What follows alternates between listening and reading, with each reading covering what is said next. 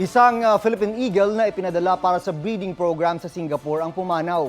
Pinag-uusapan pa kung magpapadala ulit ng Philippine Eagle doon para makasama ng babaeng agila na nananatili roon. May report si Jonathan Andal. Siya si Gio Thermica o Gio, ang kauna-unahang lalaking Philippine Eagle na dinala sa Singapore mula sa Davao noong 2019.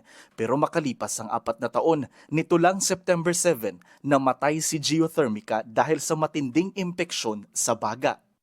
We're very sad to share that our 19-year-old male Philippine Eagle, Gio Thermica, sadly passed away. Despite our best efforts, Gio lost his fight to the infection. Naulila ni Gio ang kanyang kapares, ang babaeng Philippine Eagle na si Sambisig, na kasama niyang dumating sa Singapore noong 2019 sa ilalim ng loan breeding program ng dalawang bansa para iligtas sa pagkaubos ang mga critically endangered ng pambansang ibon ng Pilipinas. Ito yung hawla ni Gio Thermica, ito naman yung hawla ni Sambisig. May harang sila dito na dobleng mesh net. Hindi pa sila nagsama sa isang hawla dahil hindi pa ganun katindi yung nabubuo nilang bond sa isa't isa.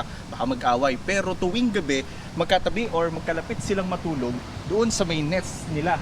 Mas manipis lang yung mesh wire o mesh net na harang nila doon kaya mas nakikita nila yung isa't isa. Pero ngayon, wala nang kasamang matulog si Sambisig. Sinisiguro ngayon ng Manday Wildlife Reserve na kinakaya ni Sambisig ang pagkawala ng kanyang kapares. Pag-uusapan daw ng Pilipinas at Singapore kung magpapadala ulit ng lalaking agila sa Manday Wildlife Reserve bilang kapalit ni Gio Thermica at makakasama ni Sambisig. That is really up to government.